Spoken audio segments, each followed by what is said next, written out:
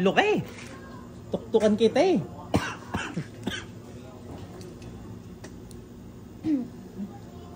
Labas kayo lahat yung bilis. Isang oras pa utang ko sa paglalakad. 1 hour walking.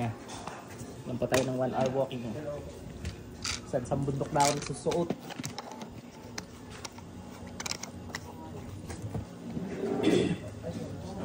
Silabas kayo dyan. Hindi pa natin pinapainom ng tubig yan, ano? Kilala na ako mga hayop na yan, kaya takot na agad.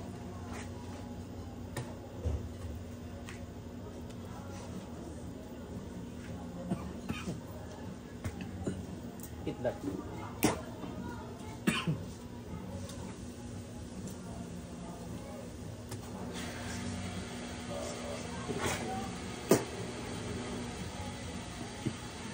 So, paano? Pamarusan ni Metatron.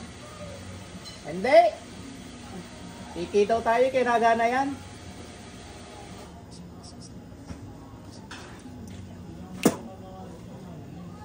Ano? Gusto nyo na pamarusan ni Metatron. Ano? Kilala mo ka si Metatron? Kilala mo? Hoy! Kilala mo Diablo ka? Kilala mo si Metatron? O ano man tawag nyo sa kanya dati? Metatron, Meratron. Huwag lang, marathon ha. Kilala mo si Metatron? Ha? Kilala mo? Kilala mo ka? Sagot! Kilala mo yan? Yung anghel na puro kidlat? Kilala mo gayon? Anong dara na umuwi? Diablo kausap ko. Kilala mo si Metatron? Gusto mong papuntahin ko din eh, na kayo magsipagdalaan na. Ha? Tawagin natin si Metatron.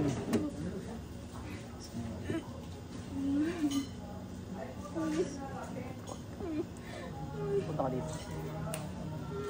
Pakigitlatan tong demonyong to. Ano? Ba't ka nangangatal? Aura pala ang yan, di ka pa nga inaano.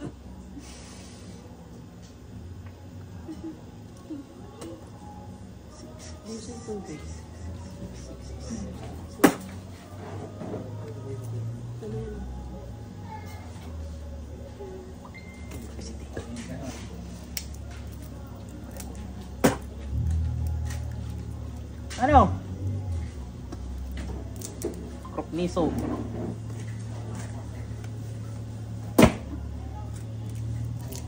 Napalat eh.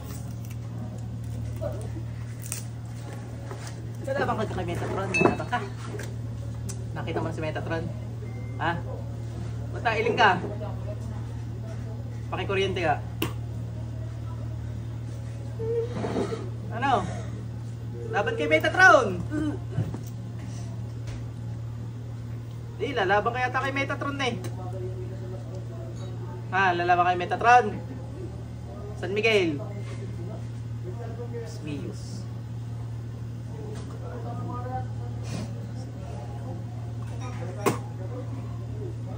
Ano? Oh, yung kilalang espada ni ano? San Miguel. Isa pa. Pati mga Katoliko, kilala to. With sikot yung. Labas ka, bilisan mo.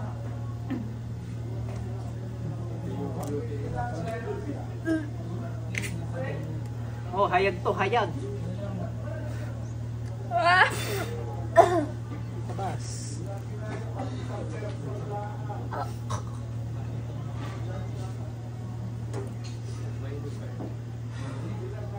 Ano gusto mo mga sino-ano pamamaraan? Ha? Abay, gusto mo ikukulong kita sa mga bataw, gayon. Ano? Ayan, diretso ka na sa impyerno.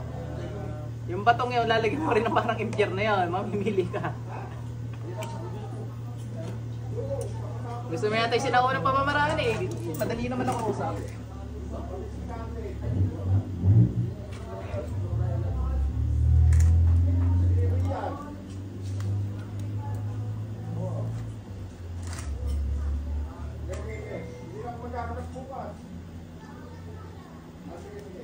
In mo dyan, di pa tapos. iniling mo dyan? Hindi pa tapos. Apa? Selyo. Ano? Anong gusto niya eh? May bangka kayo eh. Ano? Gusto niyo ng mga sinauna na pamamaraan eh. Ano? Silyado na kayo. Labas kayo dyan. Inutusan kayo sa ngalan ng Pangnangyawi.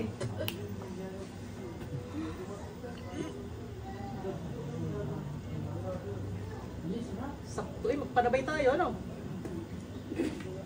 Gunguya pala ako sa sasakyan. Sabi ko, pasyente.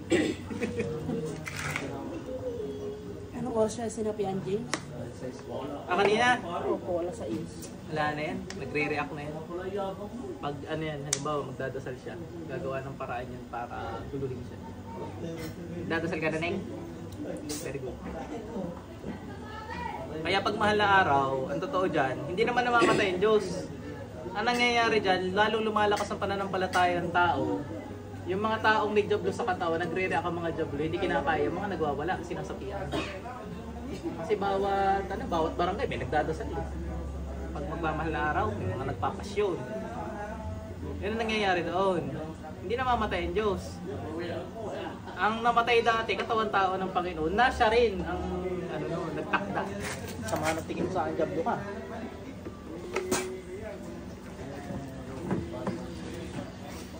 Anong gusto mo? Selyo ni Solomon. Kilala mo si King Solomon? Kilala mo?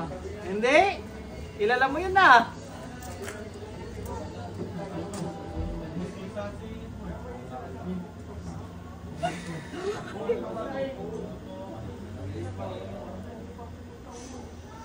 Ano mo? Jupiter gusto mo? Ay, mag-araw.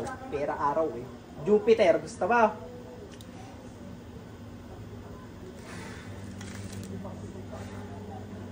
Labas.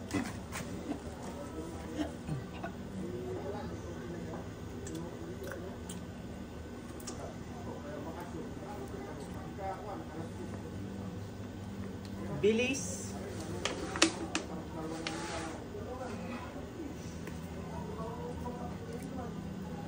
Si Moises. Di mo pa kilala si Moises, ano?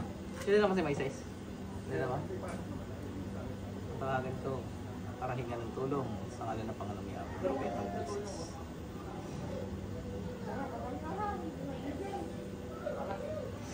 Labang ka dyan? Hindi, lalaban ka yata eh. Propetang Moises, lalaban yata sa'yo. Tara, palabasin na natin. Pakulupot ng ahas ba dito?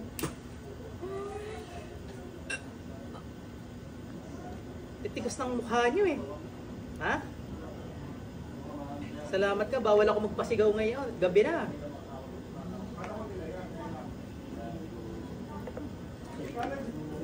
Gusto mo matikman yung bagsik ng tungkod ni Moises? Para nasa kula sa iyo ha.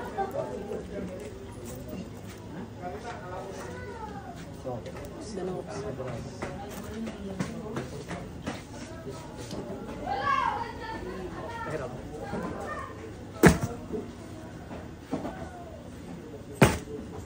patuklaw.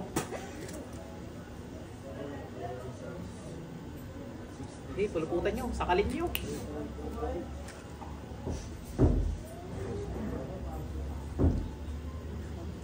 Ba't ka nanginginig? Ahas lang yan ah.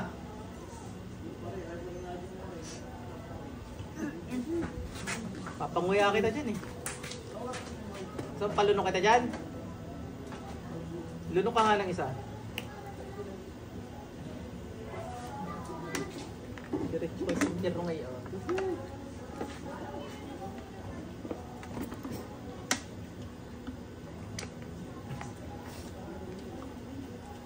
Pansin ko may hawak ka rosary ah.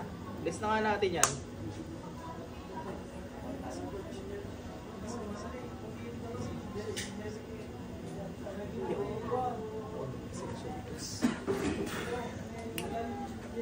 Oh, gusto mo yung rosary yan ah. Hindi, gusto mo yan ah.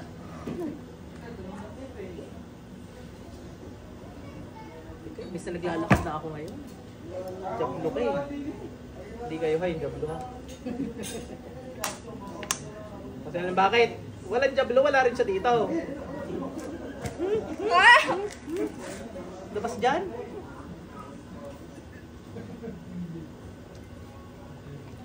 Rosario, mag-apoy ka.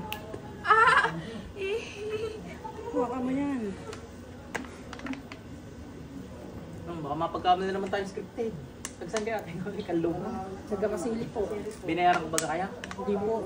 Nanghihibawa ako ng bayad sa inyo. Wala po. Hindi ko kayo ni-scam. Lapit na.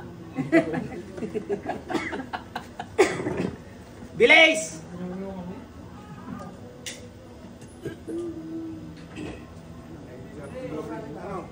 Ari, ano? Nakakanta? Panglimang balik na namin sa Apo. Lima ka? Opo. Wala ka. Kalima na po to. Dito? Opo. Kasabay ko yung Ay, napakaligalig pala niyan. kasabay niya yung pinsan niya. Magaling na yung isa. Ah, magaling. Ah, marami silang sinasabihan. Yung isa po yung inuulam. Ano ka sakit na kaya? Ano sakit ng isa? Yung inuulam pa. Anong sakit niya? May yung dibdib niya mabigat. Ah, wala na. Eh, thank you, Lord. Kari na lang ang makulit. Sa totoo lang, ang paggayaan, minsan nasasaid. Pag hindi nasaid, yan paulit-ulit.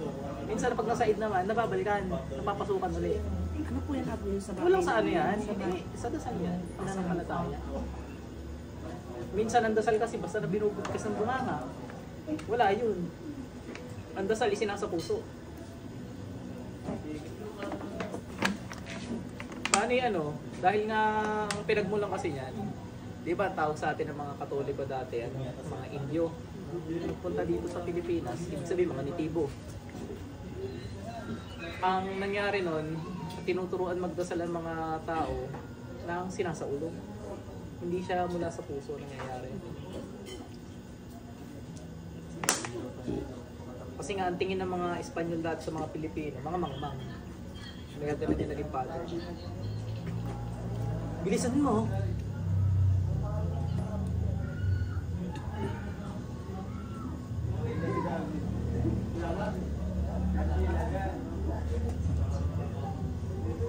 Bilis?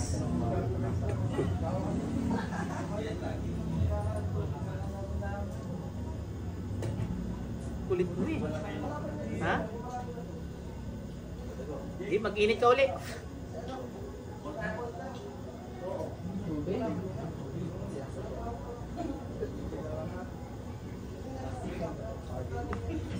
Iyakan ko nga na saglit ito. Parang nga yan. Tagal na ako hindi nagamit ng rosary. Dati nagamit ako nito eh. Nung nag-start pa lang ako.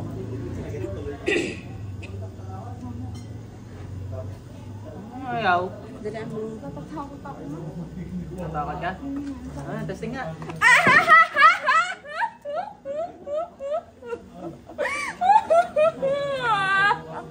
Sabihin nyo, naarte lang to. Takot ka?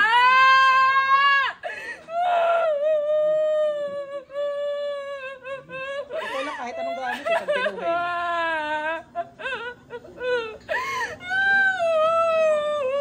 Ano papagkano yung pegi? Ano natin ginagawa? Ano ba ito? Diba dahon to, bulaklak to na inalay doon sa Panginoon sa cross. Ito. Ito kahit pa paano may bisa na. Kasi inalay sa Diyos yan eh. Tama, Jablo? Ha? Sagot!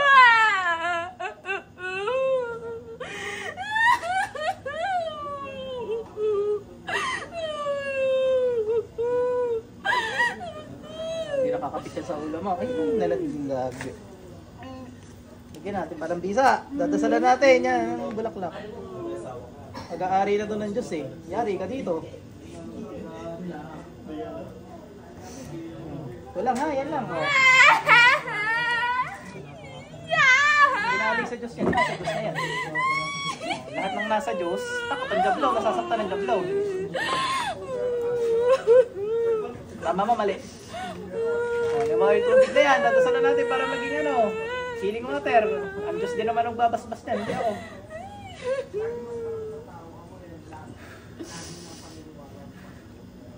Inom, Ning.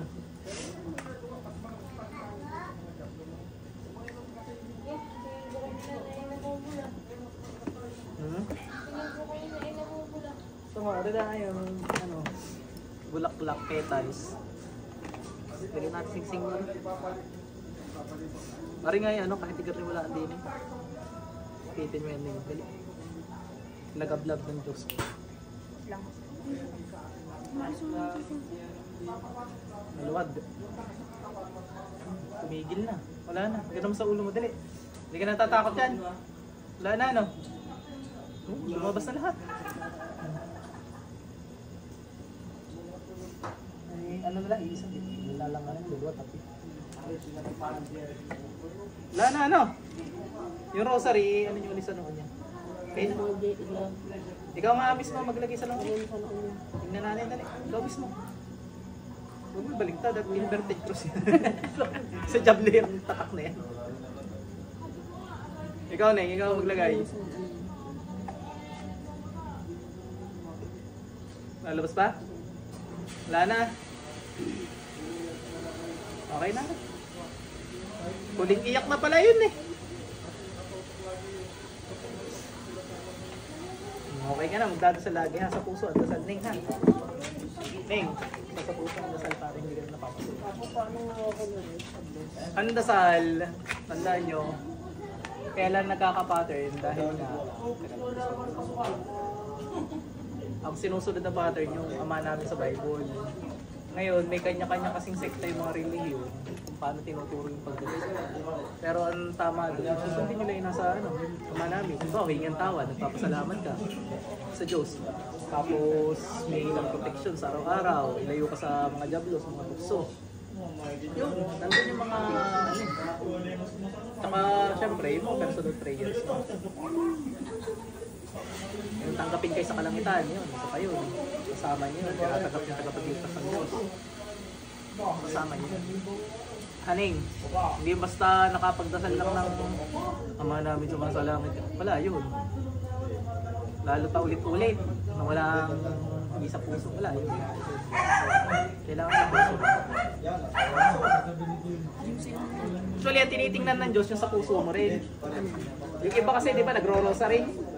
Ibig sabihin, pinapakita niya, ang nakikita ng Diyos doon, yung devotion niya. Yung sincerity niya. Hindi naman yung paulit-ulit na salita ng tao. Yung sincerity. Na ano siya, na mananampalataya sa Diyos. Kasi nasa Bible mismo, ayaw niya ng paulit-ulit na dasal eh. Sa Bible yun. Kaya pag mga nagro-rosary na bless pa din, kasi nakikita ni Lord na seryoso yung mga tao kung talagang devoted sa Kanya. Isipin mo, 30 minutes ka magdadasal. Hindi yung nakikita ng gusto, hindi yung paulit-ulit na salita. Ano Neng, okay ka na ha? Thank you po.